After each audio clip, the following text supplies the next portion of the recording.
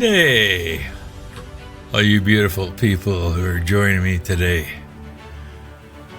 You can see I got my Johnny Cash t-shirt on today. It was given to me by my son. Seen it one day and thought I'd like it, and I do. It's a beautiful shirt. Thank you, son. Today, from psychedelic sitars to stadium rock anthems, the 60s and 70s were bursting with surprises. So let's groove through 10 groovy music facts that'll have you saying, "No way, man." Let's dive right in, shall we?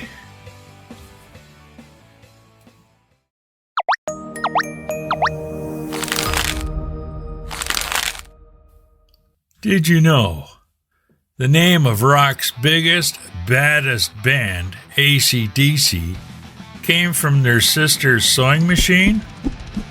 Not satanic, not electric guitars, just sewing.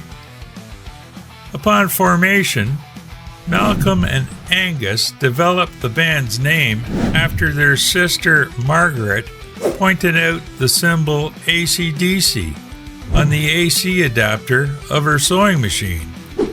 AC/DC is an abbreviation for alternating current and direct current electricity. There you go.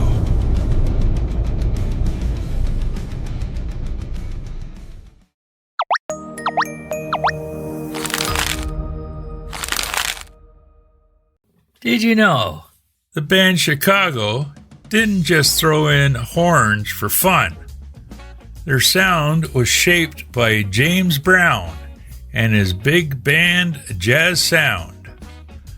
The group initially called themselves The Big Thing, then changed it to the Chicago Transit Authority in 1968, and finally shortened the name to Chicago in 1969 to avoid legal action being threatened by the actual mass transit company of the same name.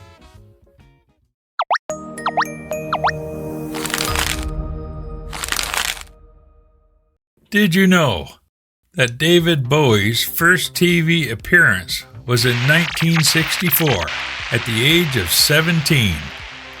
But it was not for his music. He was being interviewed on the BBC's Tonight Show. It's all got to stop. They've had enough. The worms are turning. The rebellion of the long hairs is getting underway. They're tired of persecution. They're tired of taunts. They're tired of losing their jobs. They're tired of being sent home from college. They're tired of being sent home from school. They're tired even of being refused the dough. So with the nucleus of some of his friends, a 17-year-old, Davy Jones, has just founded the Society for the Prevention of Cruelty to Long-Haired Men. Well, here we are. Long-haired men, you've got to have your hair, 9 inches long before you can join? Well, I think we're past that over now. Have you? Yes. Now, exactly who's being cruel to you? Well, I think we're all fairly tolerant, but for the last 2 years we've had comments like "darling" and "can I carry a handbag" thrown at us. I think it's just had to stop now. But does this surprise you that you get this kind of comment? Because after all, you have got really rather long hair, haven't you? We have, yes. Yeah, it's not too bad, really. No, I like it, and I think we all like long hair. He was representing the fictional society advocating for the rights of long-haired men. He was truly unique.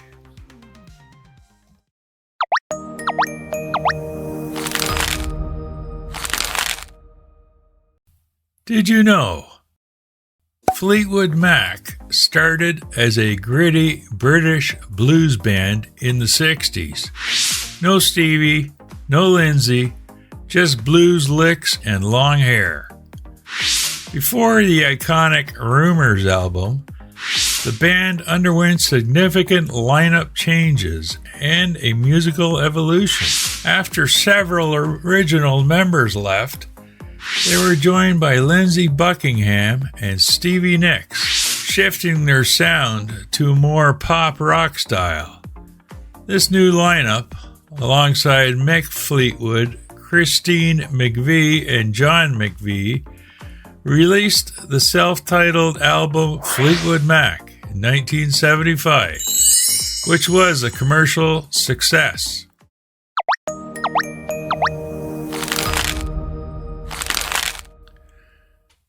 Did you know the thunderous rumble in the Rolling Stones' massive hit, Gimme Shelter, wasn't a storm?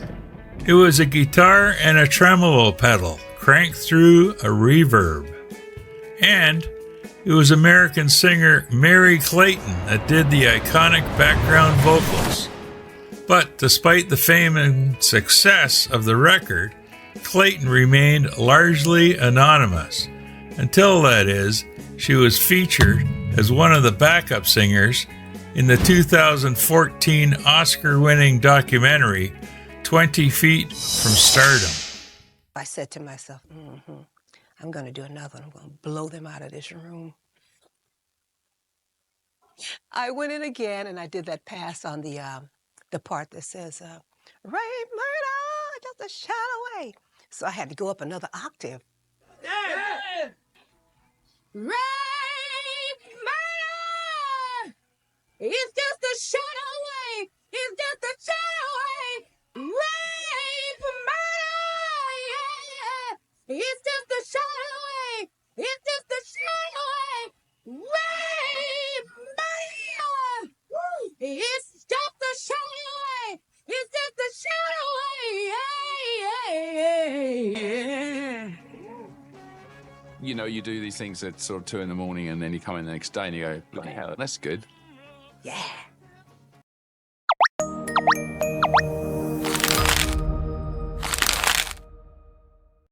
Did you know Motown almost rejected Marvin Gaye's hit record, What's Going On, because it was too political? Marvin Gaye had to fight for it and won big. Yes, Marvin Gaye's What's Going On almost wasn't released. Motown head Berry Gordy initially rejected the song, deeming it the worst record I've ever heard, because he didn't believe it was universal or reflected the Motown sound. Gaye had to fight to get it released, even threatening to stop recording for the label if it wasn't released. That's a great example of perseverance.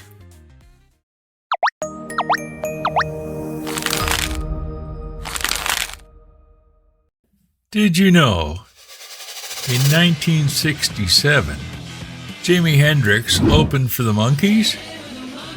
It was a total mismatch.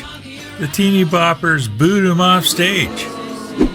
Jimi Hendrix managed to get through a total of only 7 dates with the Monkees.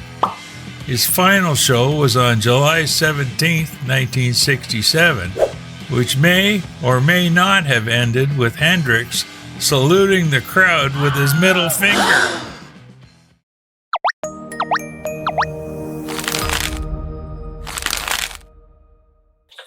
Did you know Pink Floyd's Dark Side of the Moon album stayed on the Billboard 200 for over 18 years straight? Yes. The album held the record for the most weeks on the Billboard 200 chart, with a total of 917 non-consecutive weeks. The album was released in '73 and spent a week at number 1, continuing to chart regularly through '88. After 1988, it left the tally but returned in 2009. So as of 2014, it has spent 989 weeks on the Billboard 200. That's not an album. It's ingrained in our culture.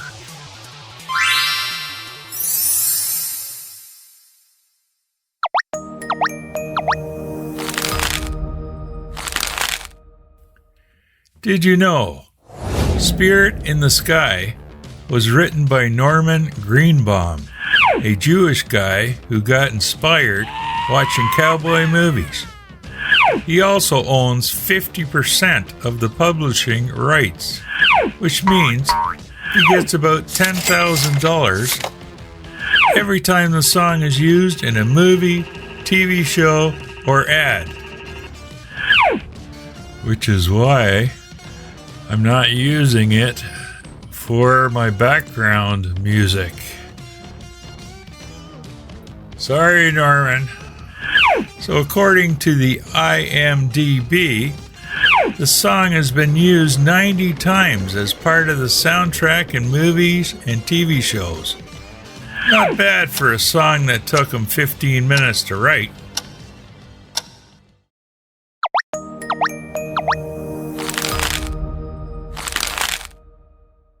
Did you know the Beatles recorded Twist and Shout in just one take? Can we skip the mouth organ? Yes, you heard that right. One take. The Beatles recorded their version of Twist and Shout in a single take, despite the fact that John Lennon's voice was strained after a long recording session. The recording was part of their debut album, Please Please Me. The Beatles recorded Twist and Shout on February 11, 1963, at the end of a 12-hour recording session. John Lennon's voice was already tired, and he knew he could only sing it once. Despite this, the first take was deemed perfect, even by producer George Martin. A second take was recorded just in case, but Lennon's voice cracked, and the first take was used instead. Twist and Shout became the title track of the Beatles' first full-length album, released in the UK. Another Fab Four first. And there you have it, my groovy friends. 10 music facts that are cooler than a lava lamp at a disco. If your jaw didn't drop at least once, I demand a replay, because somebody's been sleeping on the vinyl section. Now, if you enjoyed that trip through time and trivia, do me a favor. Give that like button a gentle tap.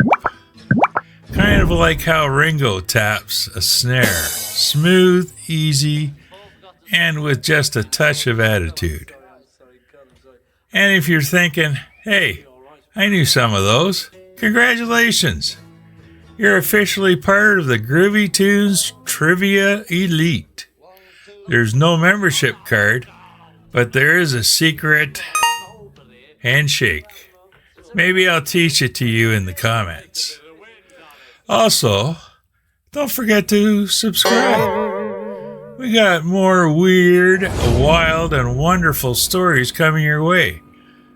From musicians who vanished faster than 8 tracks, to album covers that'll make you say, wait, is that a goat wearing sunglasses?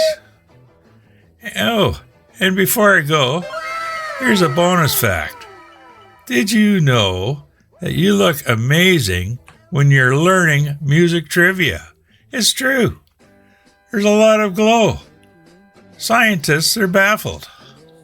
So until next time, keep your bell bottoms wide, your playlists weird, and remember, if you hear a cowbell, don't question it. Just dance. Peace, love, and vinyl scratches. And always remember, stay groovy. Till next time, my friends. Oh, behave. Yeah. Yeah, baby. Always good coffee. See you later.